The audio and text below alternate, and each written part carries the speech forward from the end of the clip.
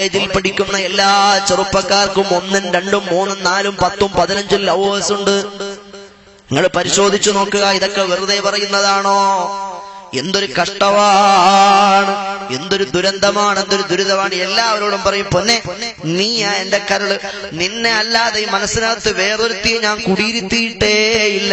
നീ ഇല്ലാതെ എനിക്ക് ജീവിതം ദുസ്സഹവാ, നീ ഇല്ലാതെ എനിക്ക് ജീവിക്കാൻ പറ്റത്തില്ല, നീ ഇല്ലാതെ എനിക്കൊരു നിമിഷം സങ്കല്പിക്കാൻ കഴിയത്തില്ല എന്ന് ഈ 15 എണ്ണത്തിനോട് ഇവൻ ഇതേ വാക്ക് തന്നെ പറയും. എന്ത് ചെയ്യാനാ? പാവങ്ങൾ പണ്ടാരങ്ങൾ വിശ്വസിച്ചു പോകും. എന്നിട്ടെല്ലാം ഹലാക്കാക്കിയിട്ട് അവസാനം പൊടി നീ ഡേറ്റ് എക്സ്പയർ ആയി പോയി, എനിക്കിനി വെറൈറ്റീസ് ആവശ്യം, എനിക്ക് വേറെ ഒരു ലൈനുണ്ട്, അവളുമായി ഞാൻ പ്രണയത്തിലായി പോയി, എന്റെ കല്യാണം ഫിക്സഡ് ആയി പോയി, അതുകൊണ്ട് നീയുമായിട്ട് എനിക്ക് പറ്റത്തില്ല. ഇത് കേൾക്കുമ്പോഴത്തേക്ക് എന്റെ പൊന്നാര ഹബീബേ, നിങ്ങളെ കാത്ത് ഞാൻ എത്രയും നാൾ ഇരുന്നു.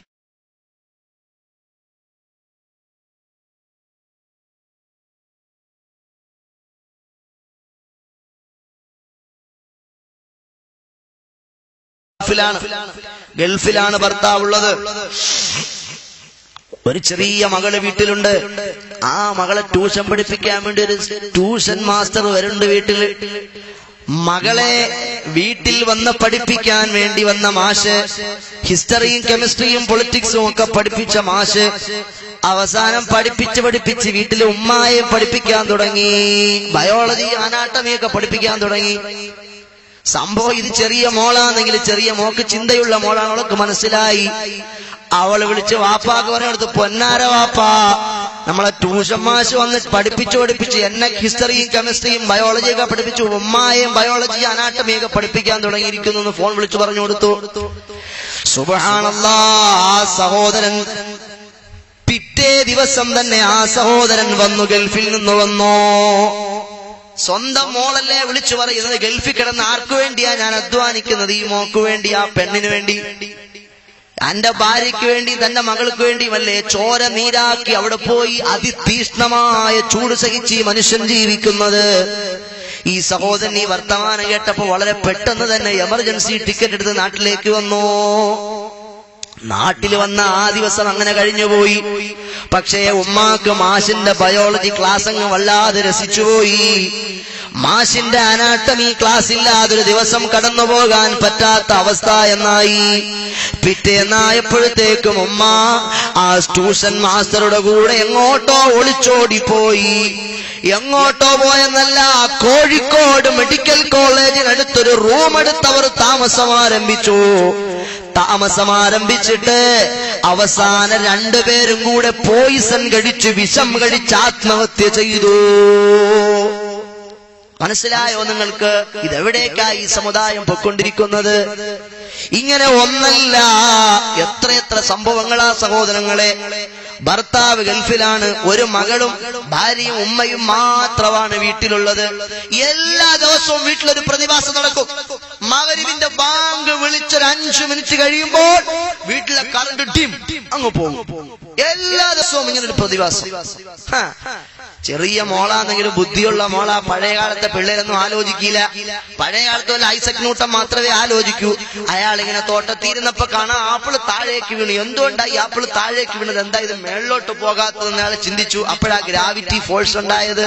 അറിയുമല്ലോ, ഭൂഗുരുത്വാകർഷണ ബലവും സിദ്ധാന്തമൊക്കെ.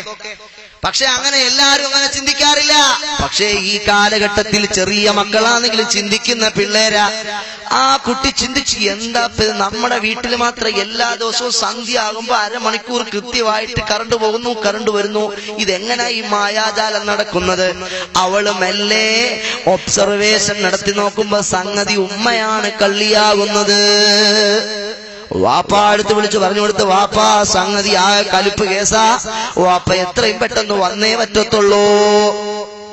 വാപ്പ ഗൾഫിൽ നിന്ന് വന്നിട്ട് ഭാര്യയോട് ചോദിച്ചു, മോളെ എന്താണ് പ്രശ്നം, ഇങ്ങനെയൊക്കെയാണോ സംഗതി? അപ്പൊ അവള് പറയാൻ തുടങ്ങി, അയലത്തെ വീട്ടിലെ കാക്ക തന്നെയാണ് കഥാപാത്രം. അയലത്തെ വീട്ടിലെ കാക്ക തന്നെയാ കഥാപാത്രം. കാരണം ഗൾഫിൽ പോണതിന്റെ തലേദിവസം വീട്ടിൽ വന്ന കാക്കാനോട് പറഞ്ഞു, പ്രിയപ്പെട്ട കാക്ക, ഞാൻ എന്റെ ഭാര്യയെ ഒറ്റയ്ക്കാക്കി, എന്റെ മകളെ തനിച്ചാക്കി, എന്റെ ഉമ്മാനെ തനിച്ചാക്കി ഞാൻ അങ്ങ് സൗദി അറേബ്യയിൽ പോവുകയാ. നിങ്ങൾ മാത്രമേ ഇവിടെയുള്ളൂ. എന്റെ പ്രിയപ്പെട്ട ഭാര്യയെയും എന്റെ കുഞ്ഞുമോളെയും എന്റെ ഉമ്മായെയും നിങ്ങൾ ശ്രദ്ധിച്ചോണേ.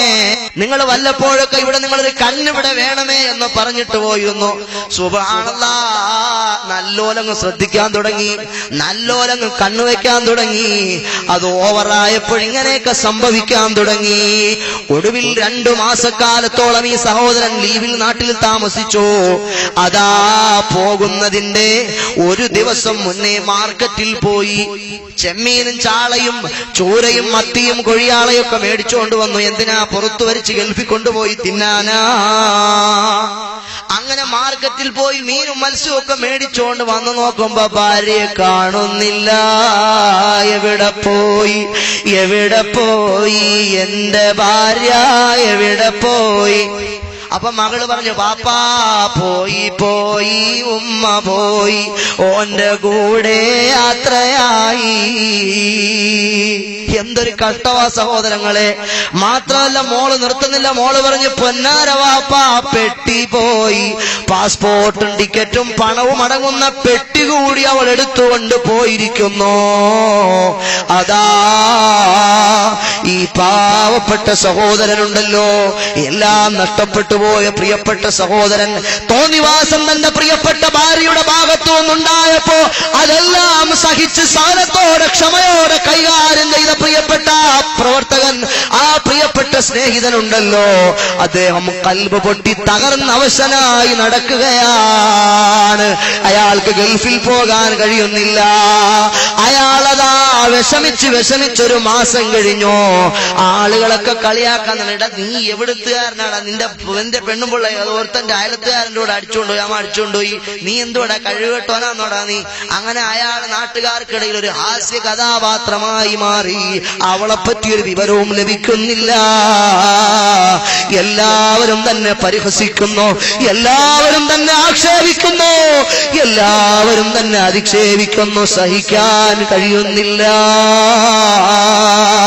ആ സഹോദരൻ അതാ 1 മാസം പൂർത്തിയാകുന്ന ദിവസം തന്റെ വീട്ടിന്റെ അകത്തളത്തിൽ സൂയിസൈഡ് ചെയ്തു പോയി. സഹോദരാ, ആ പ്രിയപ്പെട്ട കുഞ്ഞുമകളില്ലയോ, ഉമ്മാരുടെയോ കൂടെ ഒളിച്ചോടിപ്പോയ പ്രിയപ്പെട്ട പൊന്നുമോൾ, വാപ്പയിതാ തൂങ്ങി മരിച്ചുപോയ പ്രിയപ്പെട്ട പൊന്നുമോൾ, ഒരു മാനസിക രോഗിയെ പോലെ വീട്ടിന്റെ അകത്തളത്തിൽ കിടന്നലറിക്കരയുന്ന ഉമ്മ, ഉമ്മ, വാപ്പാ, ഉപ്പാ, എന്നെ വിട്ടേച്ച് നിങ്ങൾ രണ്ടുപേരും എവിടെയാ പോയത്?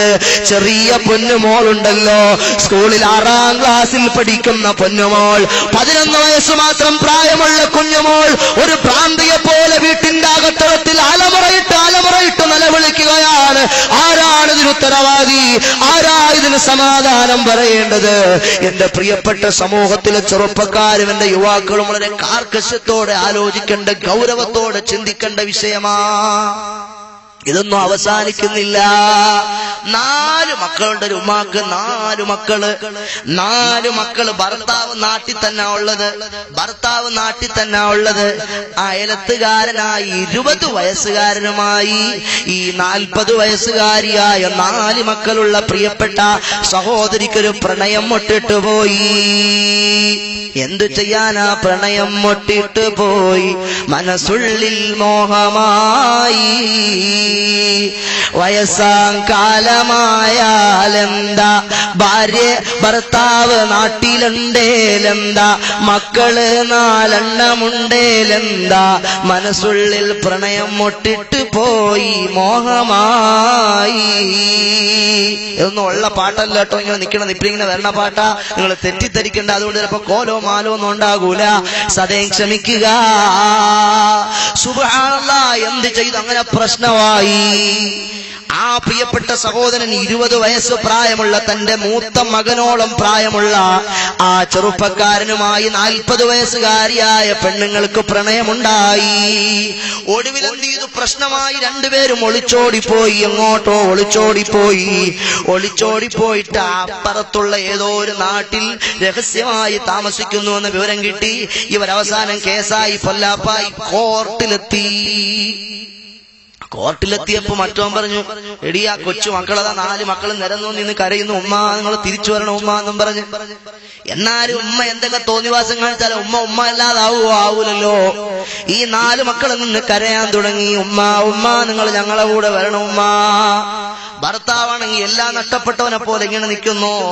ആ ചെറുക്കൻ പറഞ്ഞു, 20 വയസ്സായ ചെറുക്കൻ പറഞ്ഞു, എന്റെ പൊന്നാര പെങ്ങളെ നിങ്ങൾ അയാളെ കൂടെ പൊയ്ക്കോ, ആ മക്കൾ നിലവിളിക്കുന്നുണ്ടില്ലേ, നിങ്ങളിപ്പോ എന്റെ കൂടെ വന്നില്ലേ, എനിക്ക് പ്രശ്നമൊന്നുമില്ല. അവൻ പറഞ്ഞു. 20 വയസ്സുകാരനായ കാമുകൻ പറഞ്ഞു, എന്നാൽ ആ പ്രിയപ്പെട്ട 40 വയസ്സുകാരിയായ പെങ്ങള് പറഞ്ഞു, വേണ്ട മക്കളെ വേണ്ട എനിക്ക്, ഭർത്താവേ വേണ്ട എനിക്ക്, നിന്ന മതി മോനെ.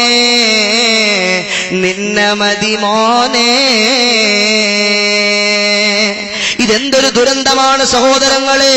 കോടതി വരാന്തയിൽ വെച്ച് എത്രയോ പ്രിയപ്പെട്ട സഹോദരിമാർ, 18 വയസ്സായ 18 വയസ്സ് പൂർത്തിയായ പ്രിയപ്പെട്ട സഹോദരിമാർ, ഈ സമുദായത്തിലെ ഹാജിയാക്കന്മാരുടെ മക്കൾ, മുസ്ലിയാക്കന്മാരുടെ മക്കൾ, ഈ സമുദായത്തിലെ അഡ്രസ്സും ഈ സമുദായത്തിലെ ഐഡന്റിറ്റിയും പേര് ജീവിക്കുന്ന ഈ സമുദായത്തിലെ പെൺമക്കൾ കോടതിയുടെ വരാന്തയിൽ വെച്ച് അന്യമത സഹോദരന്റെ കയ്യിൽ പിടിച്ചിട്ട്, ഇത്രയും കാലം എന്നെ പോറ്റി വളർത്തിയ, ഇത്രയും കാലം എനിക്ക് അന്നം നൽകിയ, ഇത്രയും കാലം എനിക്ക് ജീവിതം നൽകിയ എന്റെ പ്രിയപ്പെട്ട ഉമ്മായെ എനിക്ക് വേണ്ട, എന്റെ വാപ്പാനെ എനിക്ക് വേണ്ട, എന്റെ അശോകേട്ടനെ മാത്രം എനിക്ക് മതി, അതല്ലെങ്കിൽ എന്റെ ഫത്താഹിക്കായ മാത്രം എനിക്ക് മതി എന്ന് പറഞ്ഞ് എവിടെ നിന്നോ കയറി വന്ന ഒരു തന്റെ കൈക്ക് പിടിച്ച് കോടതി വരാന്തയിൽ വെച്ച് ഉമ്മാനെ കണ്ണീര് കുടിപ്പിച്ച്, വാപ്പാനെ കണ്ണീര് കുടിപ്പിച്ച് ഇറങ്ങിപ്പോകുന്ന എത്ര പെൺകുട്ടികളായി ഈ സമുദായത്തിലുള്ളത്.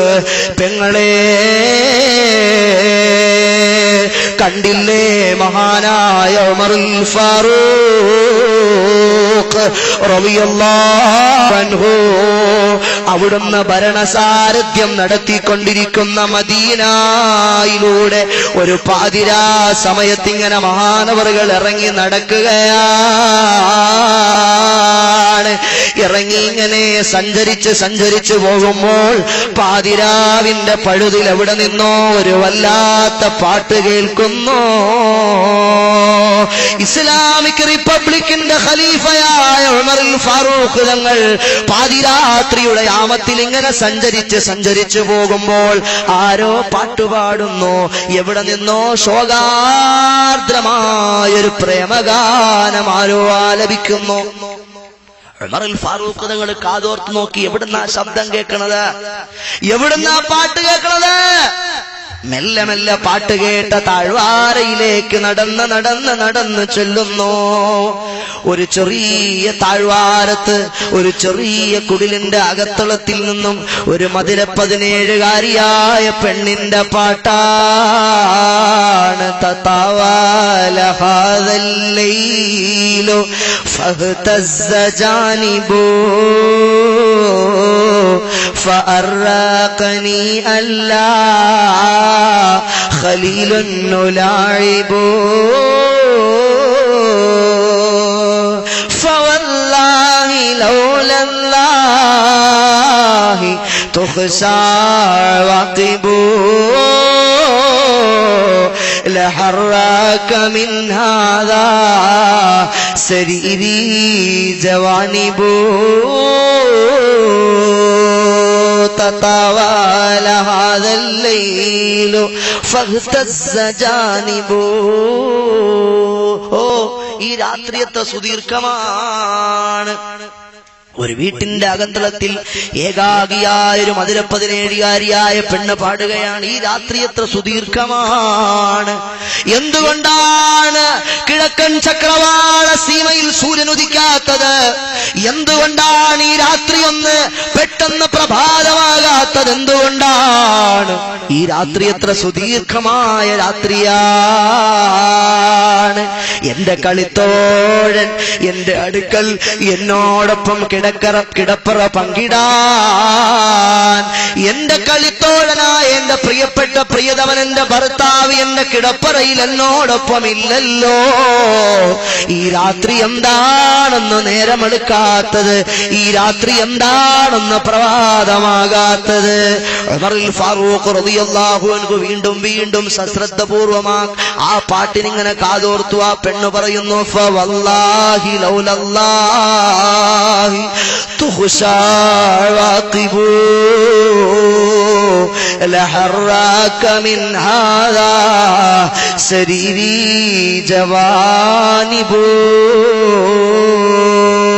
പടച്ച റബ്ബിനെ തന്നെയാണ് സത്യം, പടച്ച റബ്ബിനെ തന്നെയാണ് സത്യം. അല്ലാഹുവിൽ എനിക്ക് പേടിയില്ലായിരുന്നെങ്കിൽ, എന്റെ ഭർത്താവിനോട് എനിക്ക് ആത്മാർത്ഥതയും സ്നേഹവുമില്ലായിരുന്നെങ്കിൽ, ഏകയായി കഴിയുന്ന പെണ്ണ് പാടുന്നു. പടച്ചതിൽ പഠിക്കുന്ന